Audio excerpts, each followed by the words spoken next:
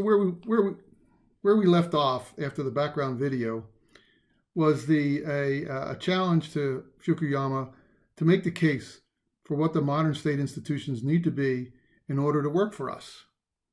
Right? And with the statement that he says that they're necessary to engender enough capacity and trust that they can replace the genetic preferences.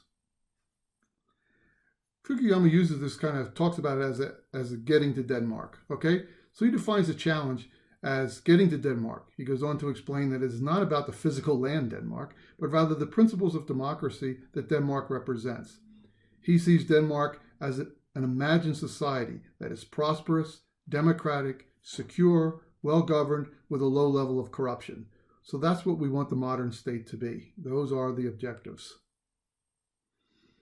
So the structure that would enable us to achieve these objectives contains three major institutional dimensions. That's these three here: the state bureaucracy, the rule of law, and the democratic accountability. We're going to go through the details of each of those over the next couple of minutes. Modern state bureaucracy, what Fukuyama states is that the modern state needs to be centralized. It needs to be centralized because it has to have a centralized monopoly on force in order for the citizens to know what behaviors are acceptable.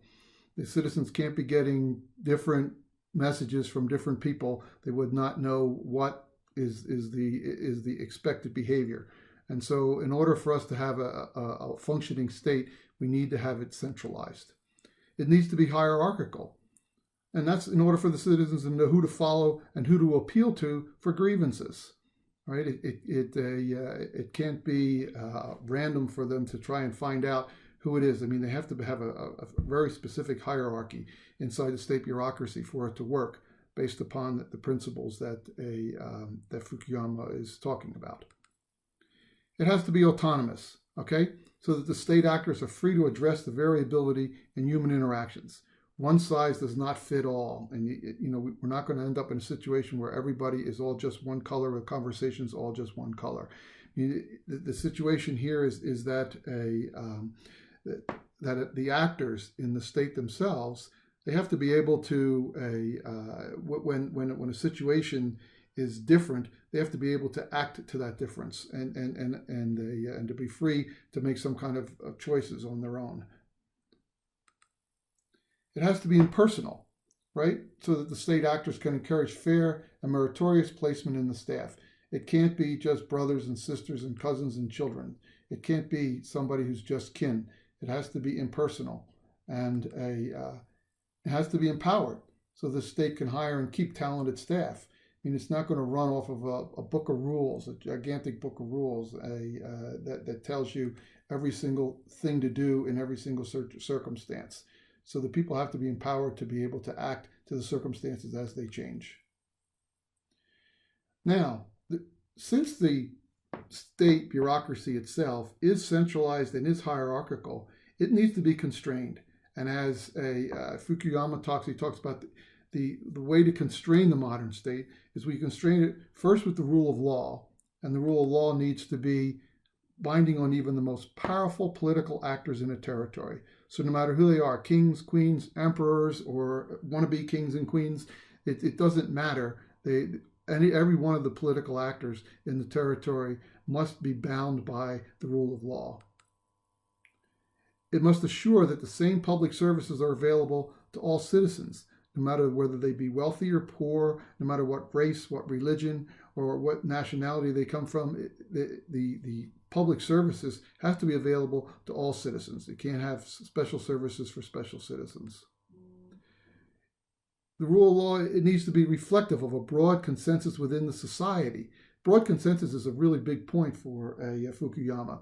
And the idea is that the word broad consensus has a nice power to it because it means it's not going to be universal. We're never going to get anything that's universal, but it has to reflect a broad consensus within the society itself. It can't be some small minority that's pushing the rules. It has to be embedded in a separate judicial institution. This is because it has to be separated from the institution, the administrative institutions, and the legislative institutions. So the executive and the legislative have to be separated from the judicial in order for it to maintain the integrity that it needs to do. Now he says, that examples of this are, of rules of law. Just providing simple law and order is one example. The protecting property rights, which is where actually we'll see where the rule of law and where capitalism and democracy come together is in the protecting of property rights. It has to be able to enforce contracts and has to be able to protect human rights. And these are the four main examples that Fukuyama gives us for the rule of law. One thing that he points out, which I think is appropriate here, is that Fukuyama points out that most Americans are not offended by wealth disparity, as long as the wealthy got there by playing by the rules.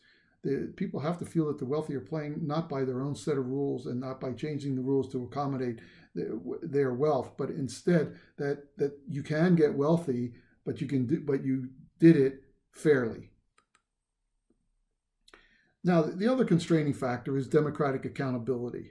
All right, and this is how the citizens direct, evaluate, and change the modern state. Examples of this: there's procedural issues where there are periodic, free and fair multi-party elections. So the growth of the middle class spearheaded the democratic push, where citizens felt that they should have a say in their own history. The substantive issues are scorecarding the services that are delivered, the what, which we'll see in our next video, and scorecarding the way the services are delivered, which is the how, which is we'll see in this video itself. He also talks about this concept of the principal-agent metaphor. And the principal-agent metaphor is set up where there's a broad consensus of citizens, who are the principals, that set the agenda for the state bureaucracy, or the agents to execute. So the broad consensus of citizens are on the principal side. The agent, the actual executor, is the state itself. And we have to provide the proper capacity. Capacity is another big issue with Fukuyama here, and he talks about capacity.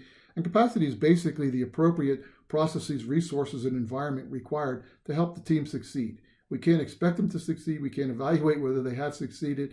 We can't expect them to deal with change if they don't have the appropriate resources, if they're not operating in the appropriate environment. These are the things that he talks about. Capacity, again, for him, the right team that we talked about, is it has to be a meritocracy. So it has to be merit-based. They have to be educated, and where necessary, they have to be technical.